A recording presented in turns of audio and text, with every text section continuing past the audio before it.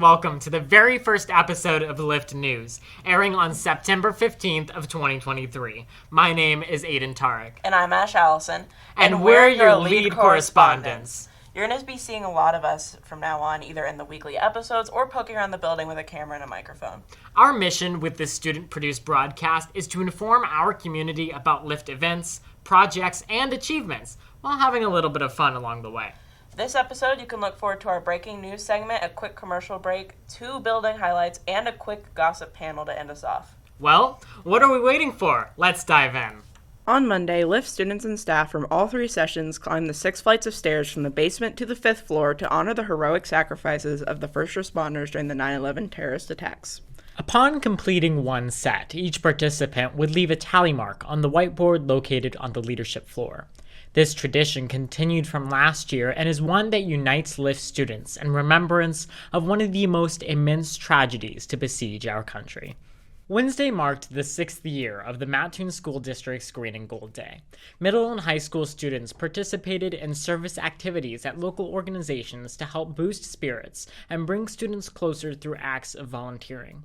Over 60 different projects took place in our community, from playing with kids at the elementary schools to picking up trash at our local lakes. Green and Gold Day is also a part of Mattoon High School's Homecoming Spirit Week. Over the last 5 days, students have had a friendly challenge decorating the hallways, dressing up in daily themes like Monochrome Day, and bringing out our crazy during the pep assembly.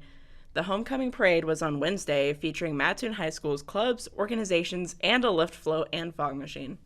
These festivities were all in anticipation of the big finale, the homecoming game on Friday night versus Effingham, and the dance on Saturday night from 7:30 to 10:30.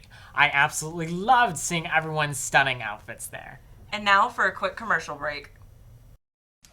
Do you want to start grilling but you don't know where to begin? Here, I got you. I'm John and this is my cookbook. I love to grill. I have a lot of good tips that some have never heard of. By purchasing this cookbook, you will have some of the best grilling skills out there. People will want to come over to your cookout all the time.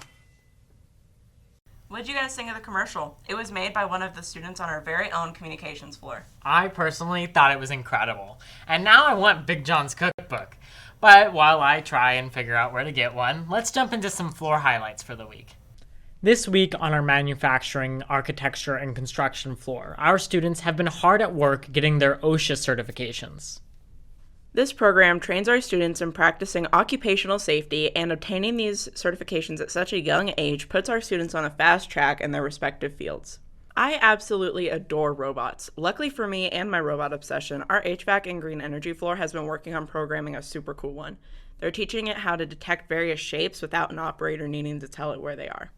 Their end goal is to have the robot be able to find tools for someone while they work on a separate project.